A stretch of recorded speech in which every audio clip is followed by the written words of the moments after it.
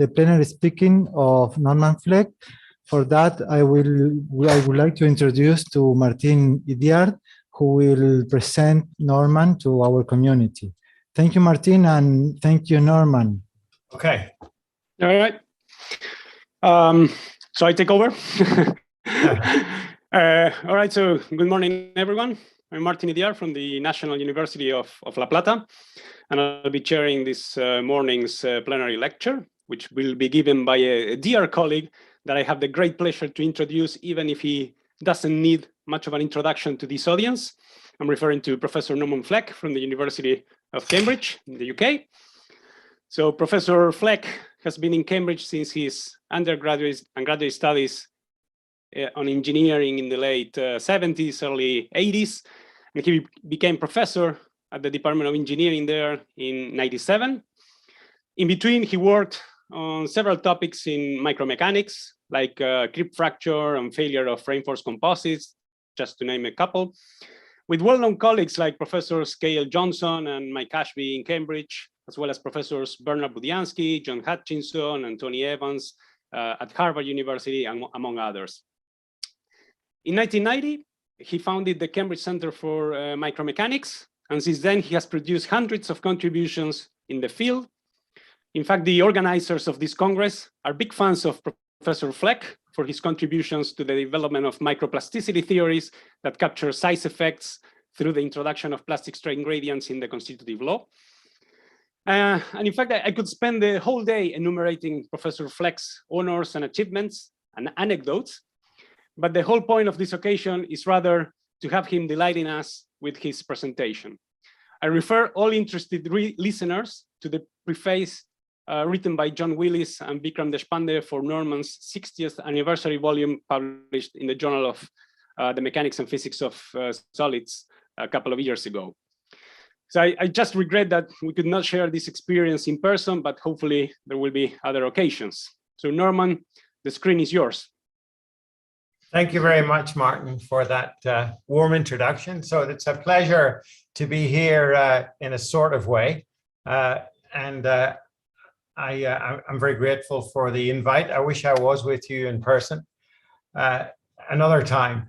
So what I want to talk about is a bit of an overview to start, and then a very particular problem, which is the problem of multi-phase lattice materials. Historically, there's been a lot of work done on metal foams and then lattices of various types. These are porous solids, and the porosity has a major role in their behavior, stress strain behavior, and toughness.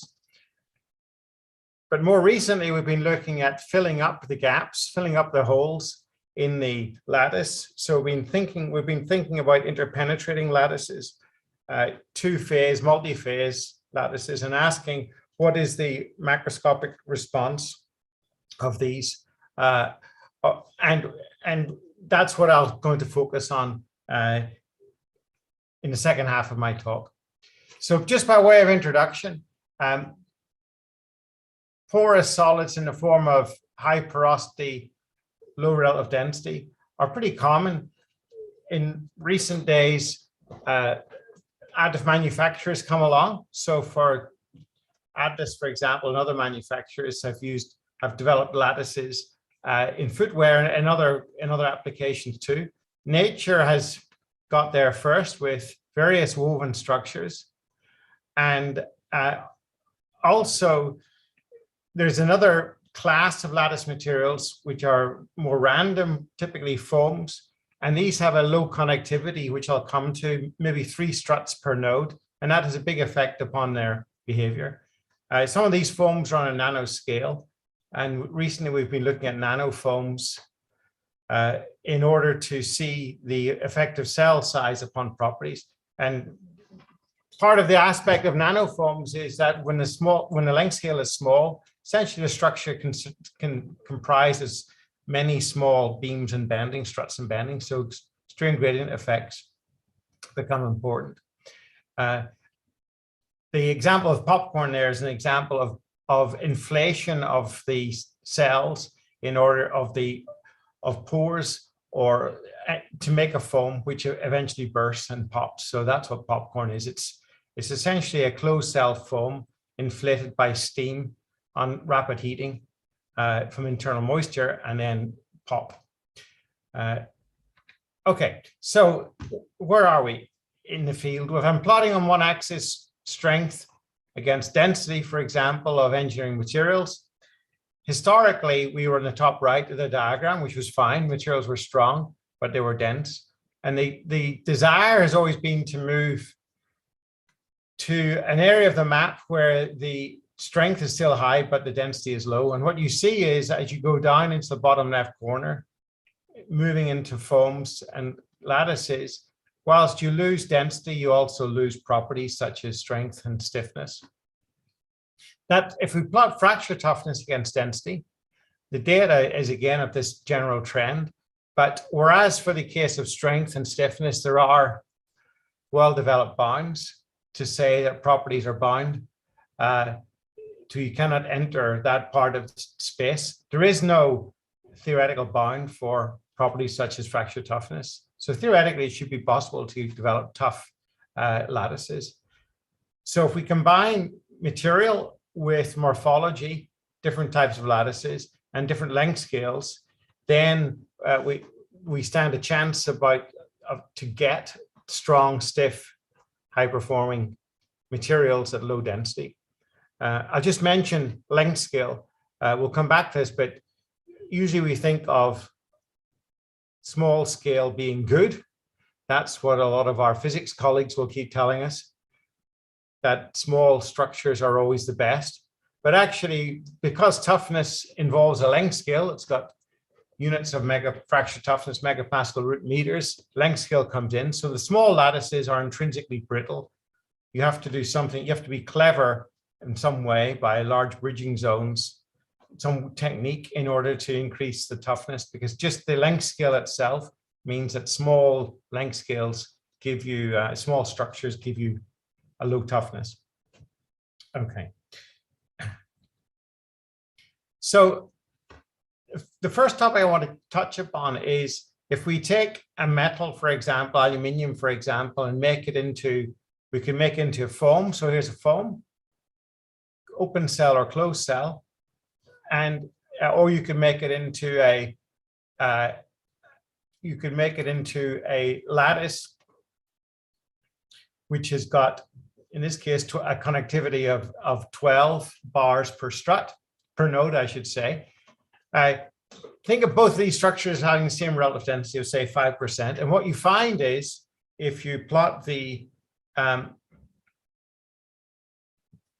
stress-strain curve and compression for these two structures, here's the metal foam, and here's the octet truss, connectivity of 12. And what you see is there's an enormous effect on stiffness and on strength. And that's simply due to the connectivity. It's not really due to the randomness of the lattice. But the essential point is that whenever you go to a structure where the connectivity is high, 12 for the case of face center cubic, you end up invariably with these redundant structures having to stretch bars in order to deform the material. So we end up with so-called stretching structures, which are very high stiffness, high strength, whereas the much lower connectivity below 6 gives you in 3 dimensions a bending type behavior. So whenever you deform the structure, it derives its stiffness and strength from bending. Okay, so we can control stress strain curves of the macroscopic response. You've seen that by connectivity, by the number of bars per joint. We can do more than that. If I catalog, for example, here's a Kagome lattice with 4 bars per joint. Here's a diamond lattice, 4 bars per joint. So similar number, similar connectivity. These structures in 2 dimensions are right on the division between being redundant structures, such as fully triangulated ones, and the bending structures, such as the hexagonal lattice, which derive their properties from bending of the bars. And in these transition cases, you can get strong sensitivity of response to the morphology of the lattice. So if I take a metal, for example, Ramberg Osgood solid, strain hardening exponent n of 10, And if I were to pull just a solid material, this material, because the strain hardening index is 10, a constant air construction would tell you that the necking strain is 0.1. So if I plot stress strain for the solid material will neck at a strain of 0.1.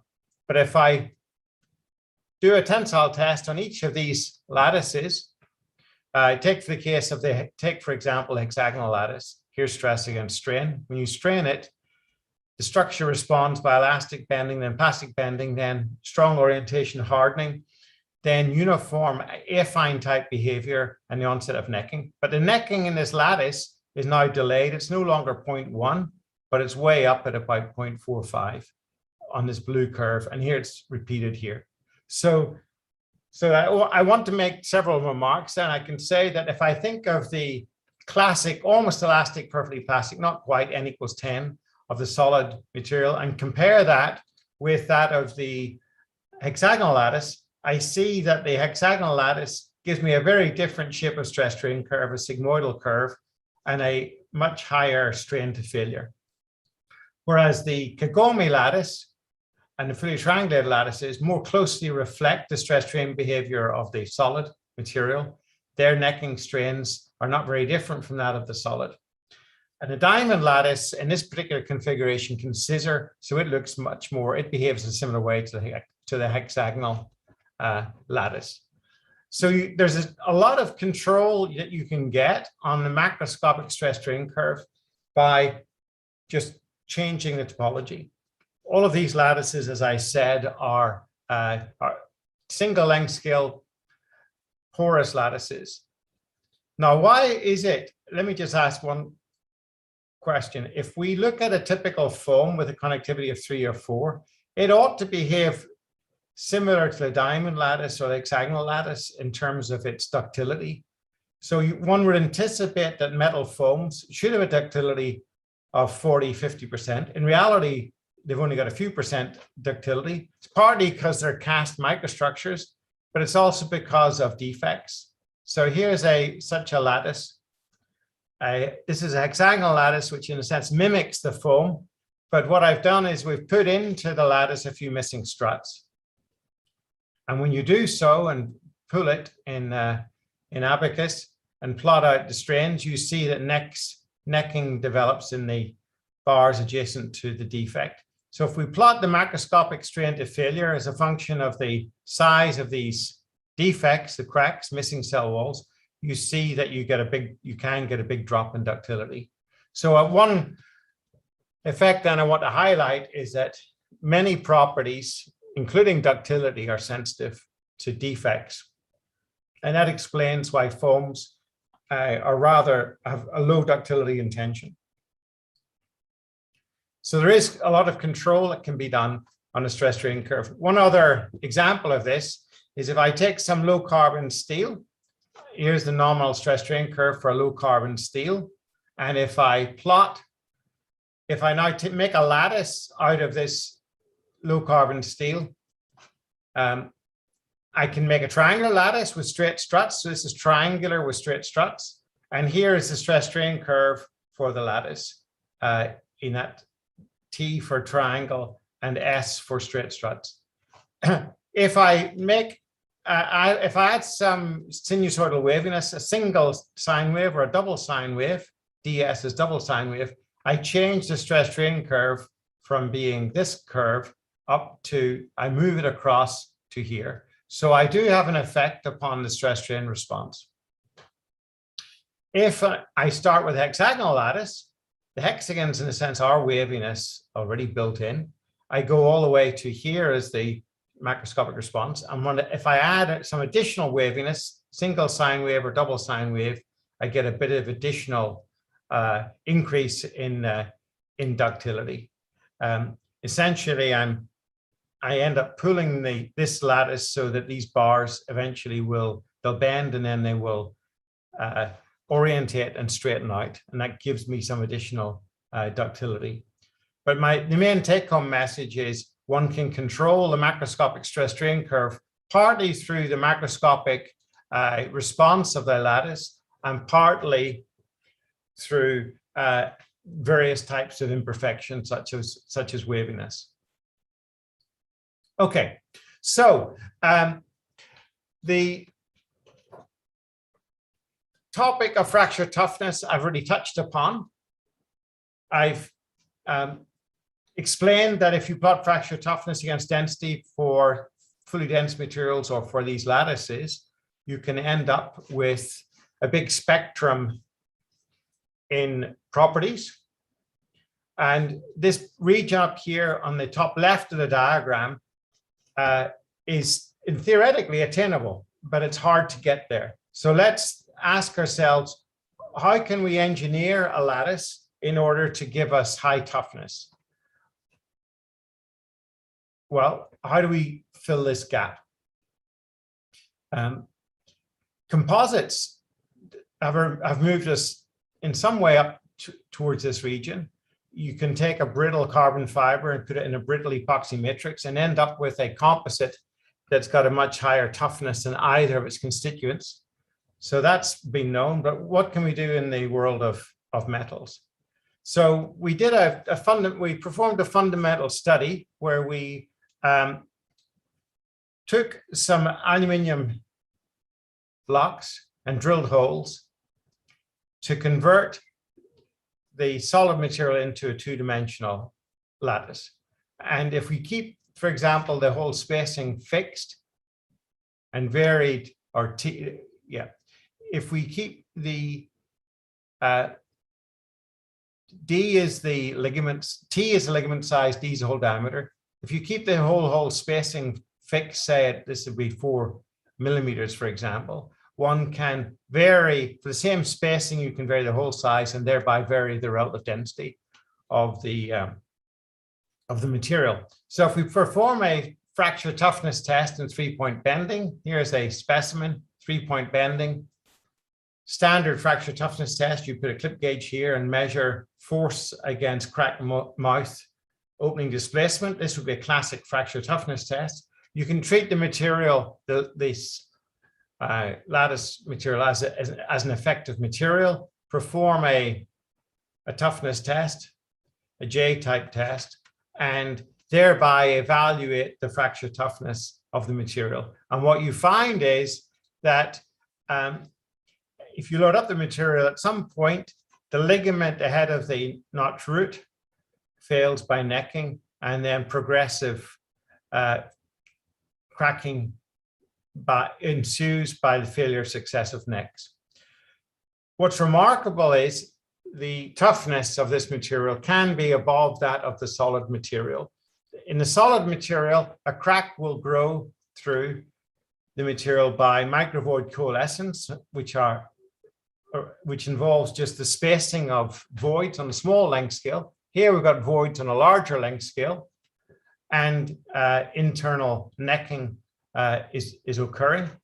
And so it is possible, you'll see this in this next slide, if I plot the fracture toughness, the effective fracture toughness of the lattice, and if I normalize that by that of the solid material, and plot that against relative density, a value of 1 would say that my porous material has got the same properties as that of the solid material, fully dense material.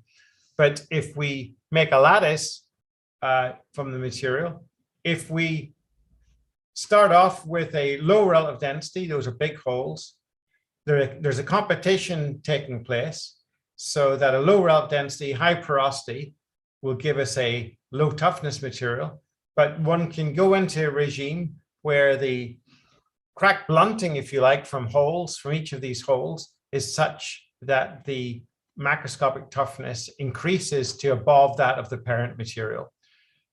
So that is, the blue line is the lattice response as shown here.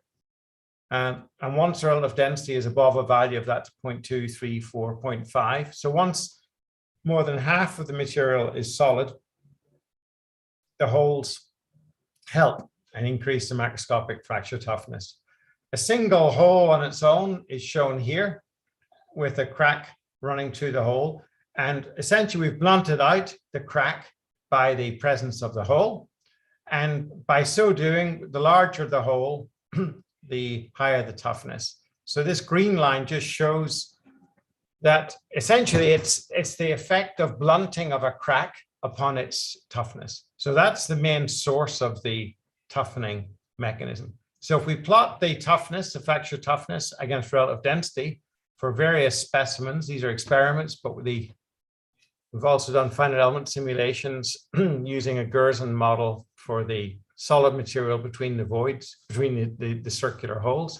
We find that the macroscopic toughness scales with relative density to the 3/2 power, and we can get to a region where we're exceeding the toughness, as I said, of that of the solid material.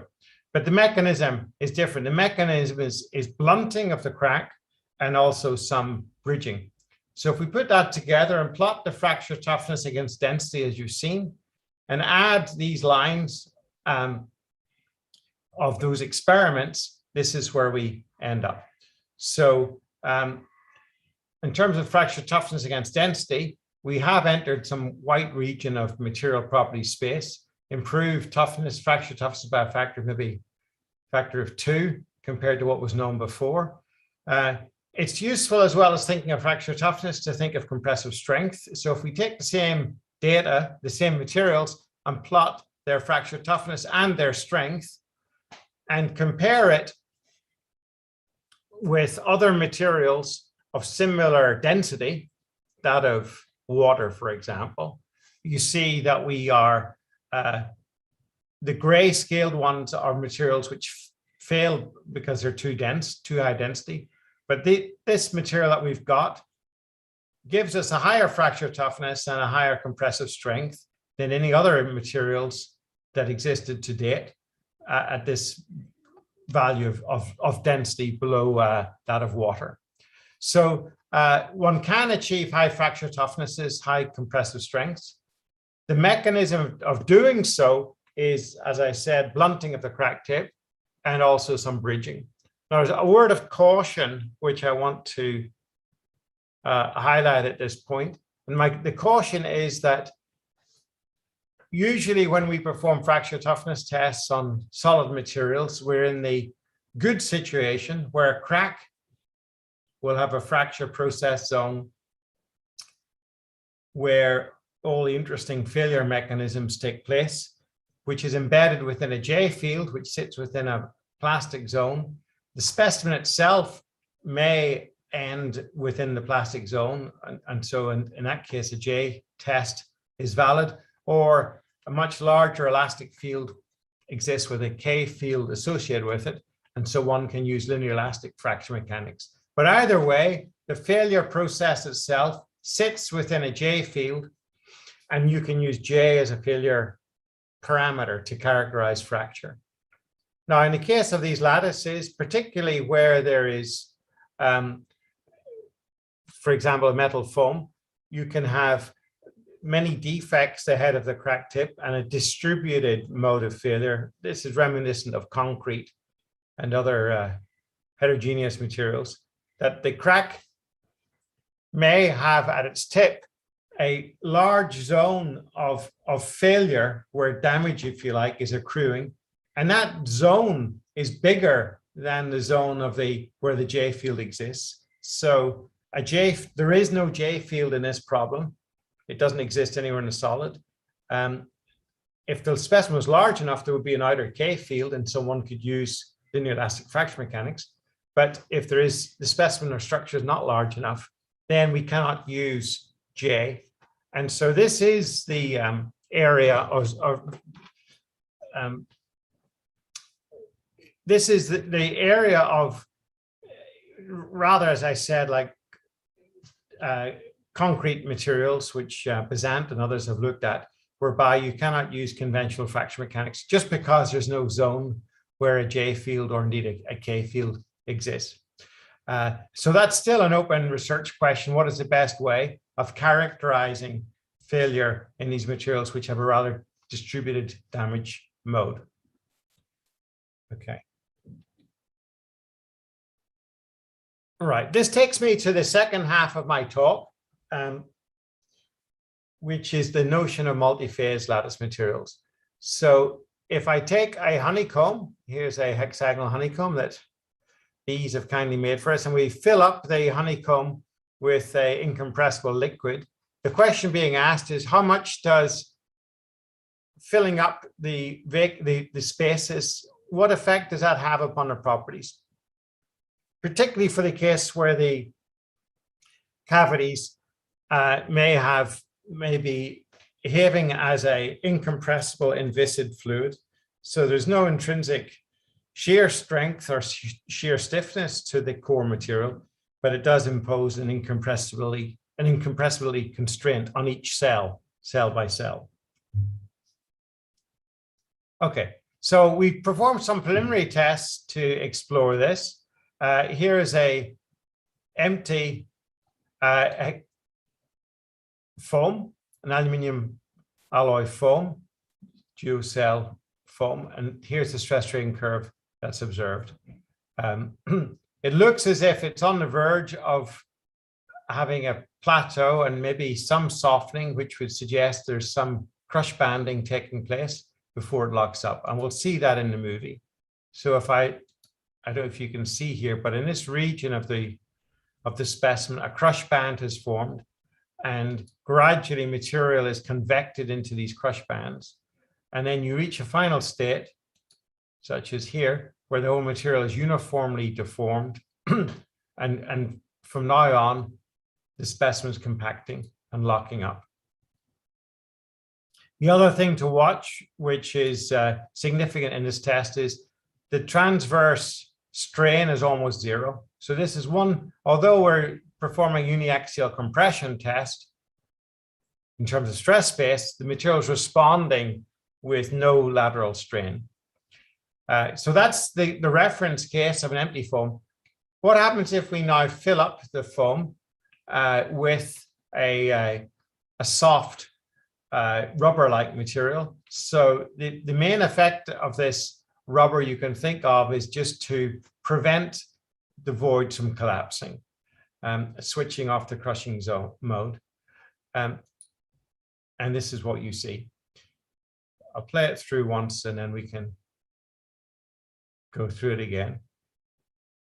So what you see happening is that as crushing takes place, the macroscopic response is stable hardening. So we're not seeing the same crush banding taking place.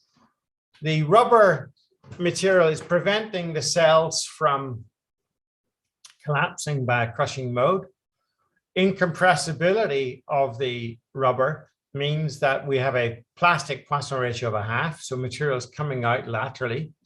It's spreading laterally, I should say.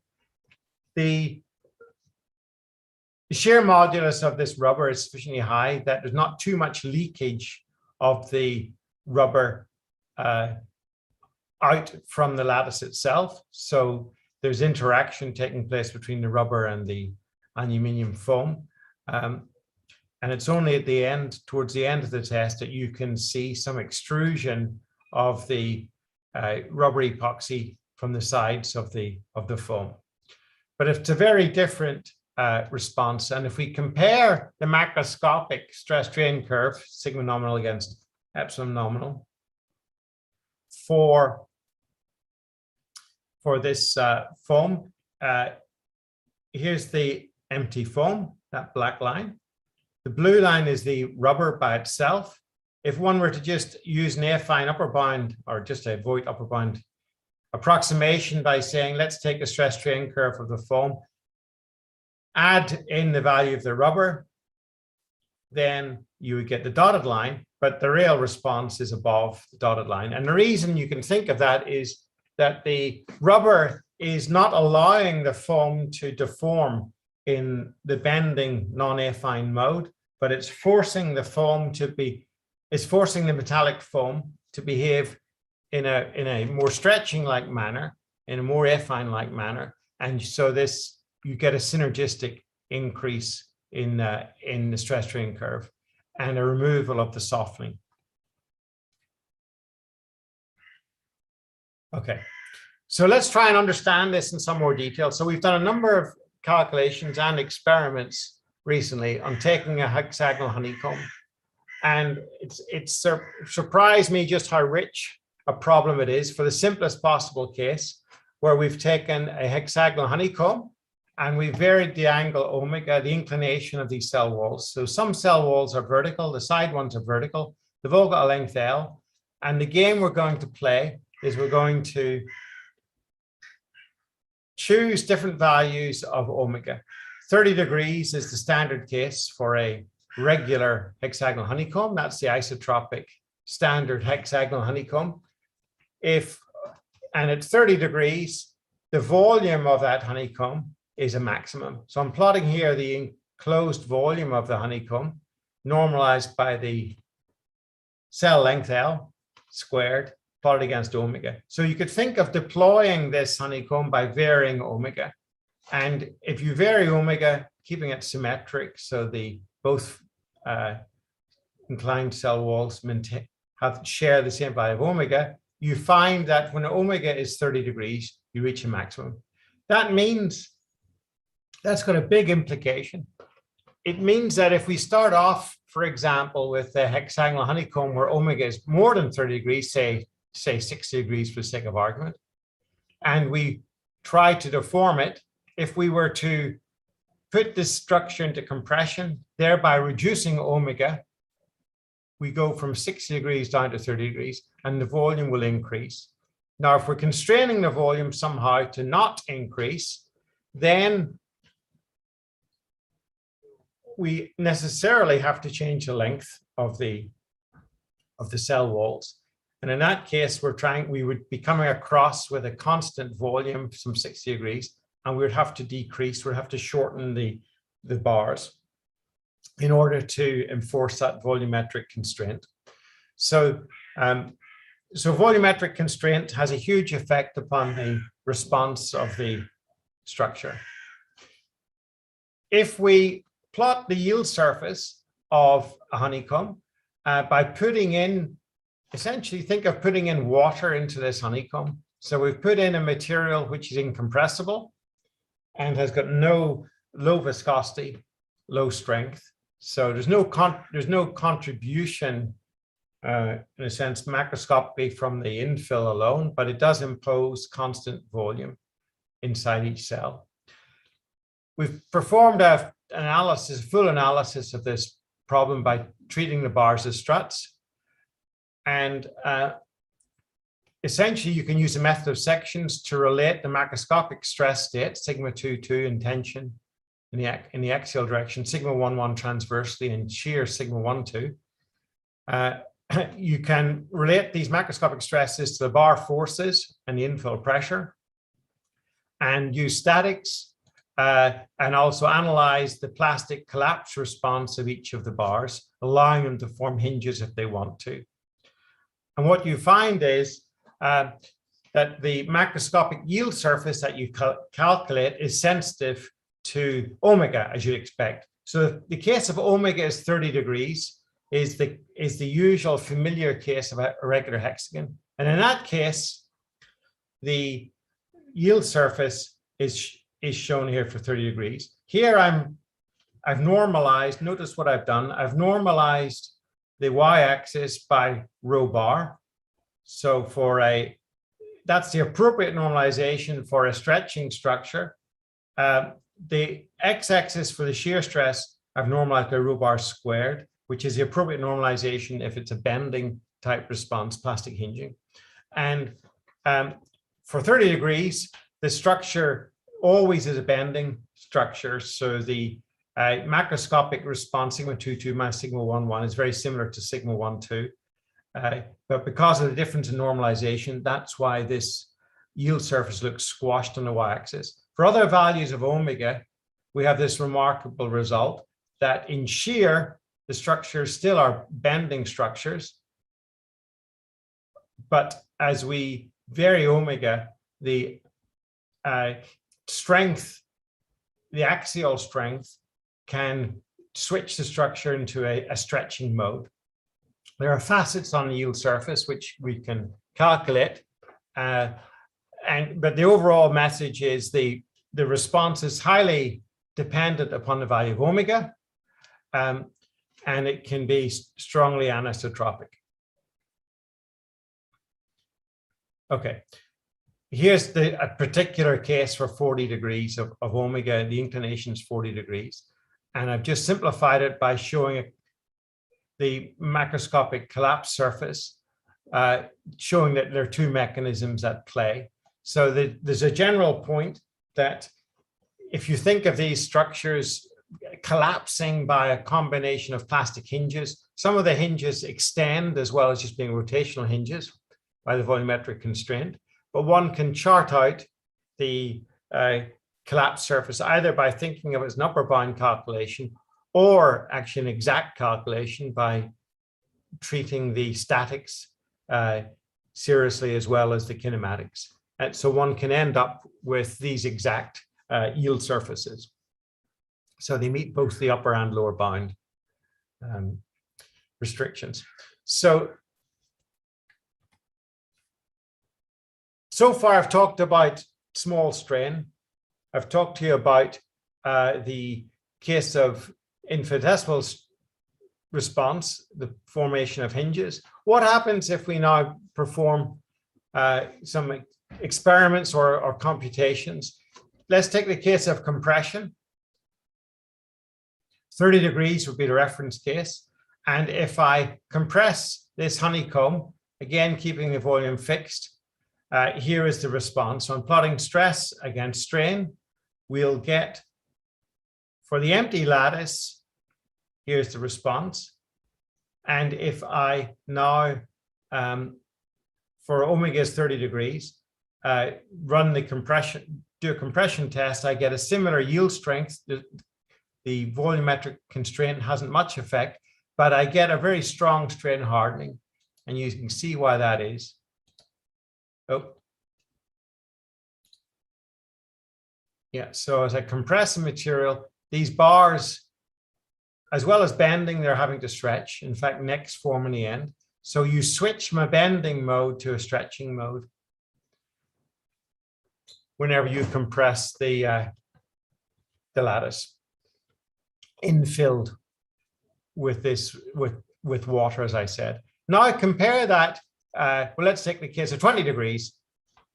That's rather similar in behavior. So here's 20 degrees. So I have initial inclination of 20 degrees. And when I when I compress this material, I quickly go into a stretching mode. So here's the 20-degree case. Yielding takes place at a much higher value because I need to stretch the lattice in order to yield it, and then strain hardening, it's orientation hardening. The one which is most interesting and much of was initial surprise is the case of 40 degrees. So here's my lattice in 40 degrees. And when you compress it, here's the 40 degrees case in green. You come up, it starts off being a stretching structure, so it's strong, but then it flips. It breaks symmetry and goes into what looks like a transverse shear mode, softens, and then it locks up. And the mechanics of this are interesting as a material. First of all, it's almost like a micro buckling or shearing mode. This rotation takes place. But as you continue to deform, the bars stop rotating and then go back to the original vertical orientation.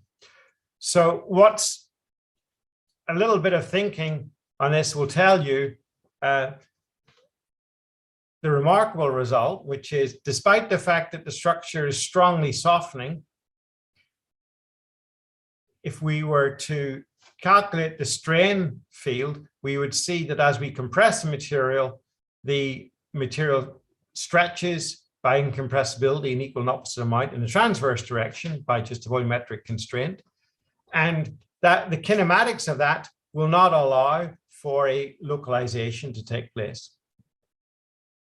So there cannot be a compaction band, a crush band, or a shear band forming for this mode. So this mode will not admit a shear banding to take place. Now, if I'll make one other comment on this mode before looking at a shear banding mode. And the comment I'll make is here's the compression case. Again, oh, sorry, there's the compression case. And if I do the same, take the same material and try to load it in tension, there's no evidence of that. It's a very different mode. So the tension case gives a stable behavior, stiffening and strengthening, and very different from the compression. So we have this remarkable result that in tension, the materials, in a sense, behaves in a straightforward way, but in compression, it has this interesting response of the angle of the vertical structure rotating and then rotating back again. We had thought that this was the mode which took place in a larger structure. These are unit cell calculations. And the problem with running a code like Abacus is if you're not thinking clearly enough about what might be happening, you can fool yourself into thinking that this is what happens if I take a larger structure. So we took a larger structure and compressed it. So this is the case of 40 degrees. We had anticipated that we would see this mode taking place in a larger structure. And in fact, we did do until we put in some imperfections. So here's an imperfection where we put a missing cell into the lattice and compressed it. And the macroscopic response in terms of stress against end shortening is as shown in the blue line. And we get a very different material response. So now we get what looks like, do it again, what looks like a shear band has formed and run along at an inclination and then has broadened. That's very reminiscent of what can happen in a fiber microbuckling problem where shear bands can form and then the shear band propagates. So it's, although the unit cell response was like this, once you put into consider a real structure, it's a very different response. So we can think of this shear response as essentially taking the material and taking a unit cell, and rather than having the correlation direction as transverse,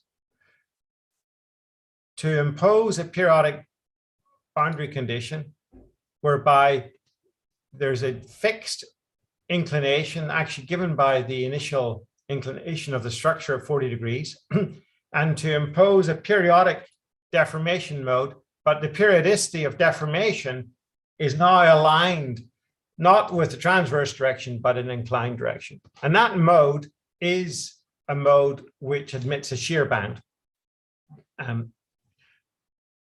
If you plot the macroscopic compressive stress against strain, for each of these modes, TC is the transverse one and IC is the inclined shear band. Macroscopically, they look very similar. So it's remarkable that the collapse response of these two modes are so similar when in one case, there's no shear band could be formed, whereas in the inclined case, a shear band could be formed. Let me explain what I mean by that in a little bit more detail. So if we take the lattice and we allow, here's our periodic lattice, we start off with 40-degree inclination and we impose, we allow or explore whether a collapse mode of this type can take place of shearing at fixed widths. And that's precisely the periodic cell calculation I showed you a second ago. Here I've replotted it just in terms of axis, in terms of shear stress tau and shear strain gamma across the band, rather than the axial stress and axial shortening, but that's just a Mohr circle rotation. And what you see is that the structure responds with this characteristic softening and hardening. One can calculate, if you can think of this shear band as occurring as an infinite band, you can immediately go a step further and say that the shear band, as a shear band propagates through the structure, it takes material from initial state A to a final state B, such the work done is the area under the curve, and you equate that to the applied stress times the work done by the applied stress, whether it's a shear stress or whether it's an axial stress going through a shortening. It doesn't matter, it's the same calculation.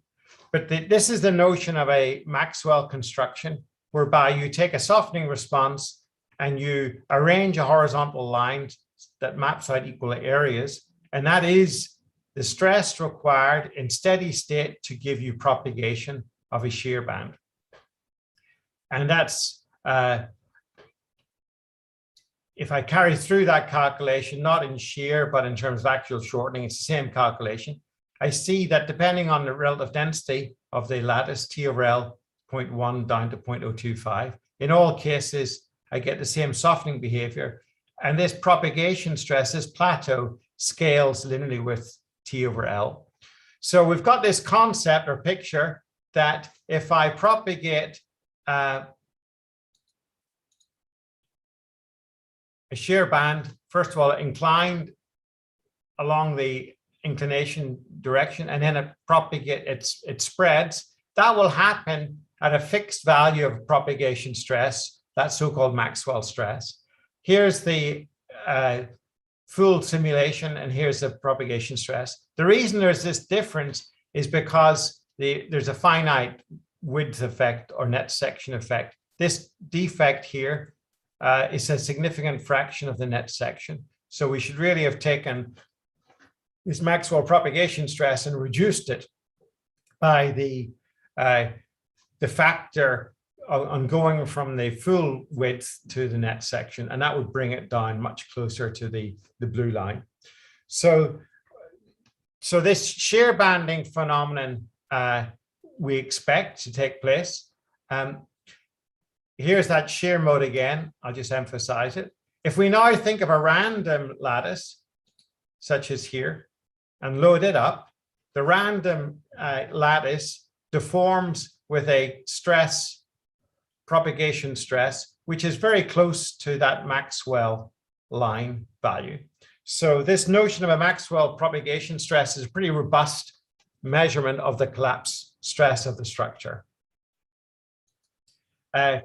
One little word of warning, which is if you take the perfect lattice and load it up, and this is the problem with running a finite element code without thinking about what you're doing enough. If you run the perfect lattice without that defect in it and load it up, you can get a bunch of modes taking place. Some will be the inclined mode and some will be the transverse mode. And it's very hard to unpick what's taking place because these are competing collapse modes.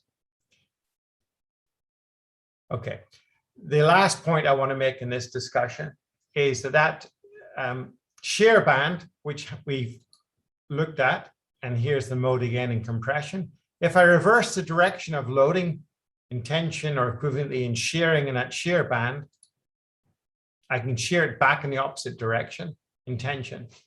And that, again, these modes are very different. In the tension mode, there's no notion of an instability, no shear banding, because the material response is stable hardening. It's only in the compression case we get the strong softening, and a Maxwell stress construction is useful. Good, okay, so let me conclude. First of all, I talked about single phase, single length scale materials as lattices. They're now developed as a material class. You can vary the material, the topology, the length scale. Additive manufacture has a major effect recently on these materials. You can design whatever lattice you want, but there's still issues in designing for additive manufacture due to all the defects, and also the basic question about when is a material and when is that structure? At what point can you use effective properties? We've shown and developed topologies such as a structure with lots of drilled holes, whereby crack tip blunting occurs and gives a large toughness. Bridging can also give a high toughness. But one runs into the problem in some of these materials where there is no tip J field, and a fracture mechanics characterization is intrinsically difficult because you cannot use standard fracture mechanics. And my last point is that multi-phase lattices have recently emerged. They've got very different modes of deformation and fracture.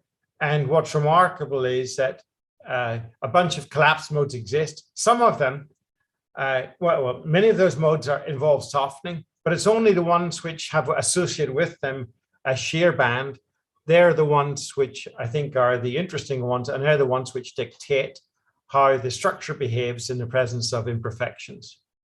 And on that note, I'll stop. Thank you very much for your attention. Thank you very much, Norman, for that great talk. And so I open up the floor or the screen for discussion. We have, I think, yeah, we have a few minutes for questions. Anyone?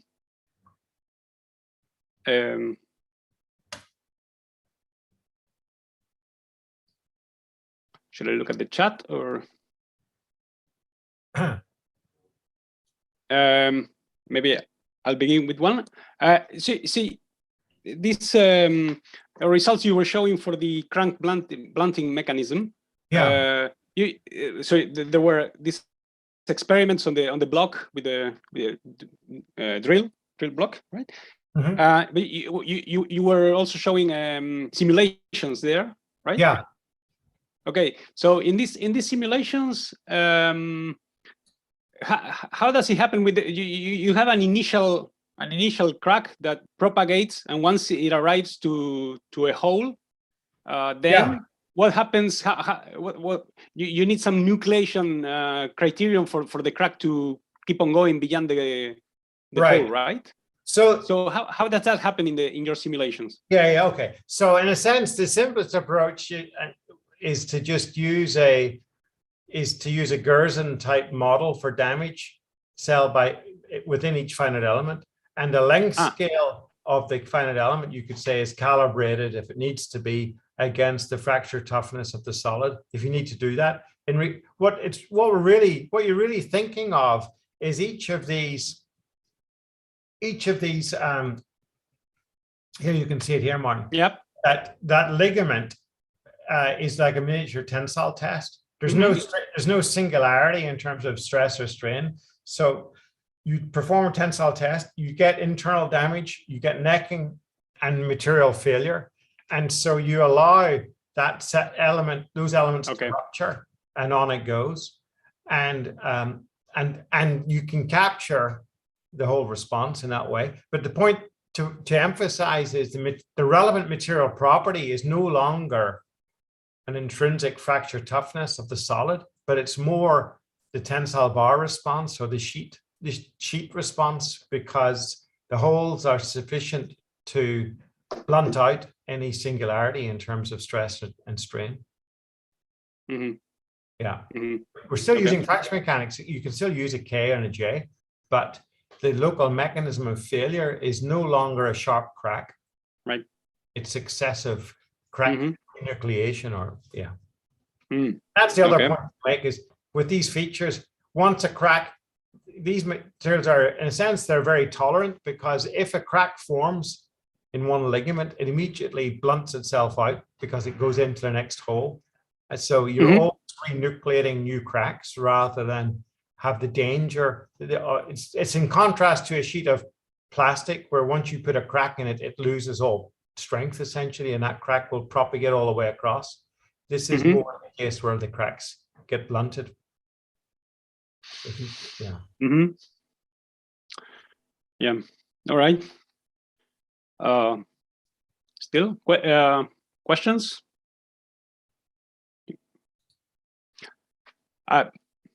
Maybe I'll ask a second one. You showed some let's call it pseudo void bound at some point that was sort of violated. So, but I guess that's bound in a system where you had an elastic phase and an elastoplastic phase, right? And there are large deformations even, right? Where are we talking, Martin? Are we talking about here? That was the epoxy, the the system where you had the epoxy phase, right? Oh yeah. Okay, yeah. Gotcha. Yeah. So that's you were showing that uniaxial curve. Yeah. Let me just show that again, if I may. It's this. Mm-hmm. So this dotted line is you said that would be just assuming that's assuming the same mode in a sense. That's saying that I just add the two stress strain curves together, and that would be the problem with doing that is that the fundamental deformation mode of the rubber is different from that of the foam. And so a good way of saying it is probably to say that think of the rubber as stopping the foam from deforming by plastic hinging. I think it's making it, it's giving it a plastic Poisson ratio of 1/2. It's enforcing a deformation mode, which is not the usual soft mode. So it's still below an affine bound. An affine bound, would be way up here. The reason that there's this synergistic effect is because without the rubber infill, the metal foam is remarkably weak because it can collapse in a very soft bending mode, which is a non-affine mode, but it's a soft mode. Yeah. Mm-hmm. So that's the point. Mm-hmm. Adrian's put his hand up. Yeah. Adrian Sicilino. Yes. You can, Adrian. You can use the microphone.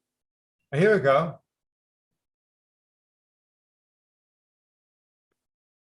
On the chat we have a different.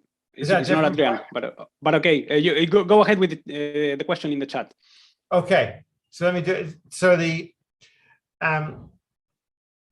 I guess there's various points here. One is this is the main. Let me try and address it this way. This sort of addresses it. One, I don't quite know the best way of addressing this. That hole, as I showed, blunts out the crack, and then the crack then failed somewhere else, and the hole ahead. What you would like, the ideal toughness of material would be something where you get distributed damage, and you switch off any cracking. You switch off the singularity due to a crack, and you force the material to fail by a lot of internal necking in lots of different places. And that's what happens in a metal foam, for example, or actually in a sintered metal. So you end up with a damage zone where there is no crack. That's probably the best way of saying it.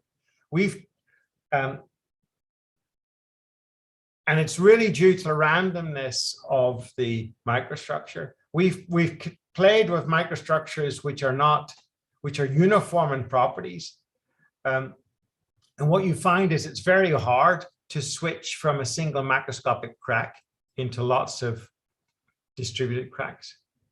So there still is a game to be played. It probably is in terms of distribution of holes or where they are and their sizes and so on, in order to maximize this broad zone of dissipation. And all we've shown is that it's, I guess the main take-home message from us is that if you can blunt out a crack, two things cracks don't like. One is to blunt them out, and the other is to bridge them from behind. And those are the two most potent toughening mechanisms. I'm not sure if that answers the chat, but it's my perspective. Okay, and maybe you can address Adrian's comment also on the chat, and with that, we should be done. Yeah. Okay. Local buckling failure. Okay. Yeah, that's a good point. That's a very good point. Some of these lattices which we've explored so far, we have not put in explicitly buckling. We've put in bending hinges. They can be very subtle things, because even if you're compressing it, depends on that value of omega, you can be in a situation where you're compressing the structure, but the bars that are deforming in tension and stretching. That incompressibility constraint can be such that the liquid is taking the load, so to speak, and bars are being stretched in tension. So it's not always, so just because you see a plastic hinge doesn't mean to say it's buckling. But having said that, these modes that I've been talking about, in our calculations in FE, we've allowed the material often to be almost elastic, perfectly plastic. So what happens is you load up in a stretching mode, then you make a plastic hinge, and that immediately bifurcates plastically into these alternative modes. So in one sense, what we're seeing is plastic bifurcation and buckling modes. It's just that the tangent modulus switches so quickly that we go up in stretching and then switch into these other modes. So you could talk about them as being buckling, but we should think more about that. All right, I think with that we are right on the hour for this block. So I guess if anyone has any more comments or questions to Norman, they can email Norman. By all means. His email address is easy to find on the web. And so with that, we thank you, Norman, again for your participation here. It was great to see you again. And Javier, are you? Yes. There you are. Okay. Thank you, Norman. Thank you, Norman, and thank you, Martin. I'm sure that all the audience are as many questions as I do, so I can continue by email. Yeah, okay. So thank you very much, Norman, for your presentation, and Martin, of course. So we will continue with the Congress at 14 o'clock with the regular session. Okay. So. Okay. Thank you. Thank you, Norman. Bye-bye. See you, Norman. Yeah, cheers. See you all. Okay. See you, Javier. You're welcome.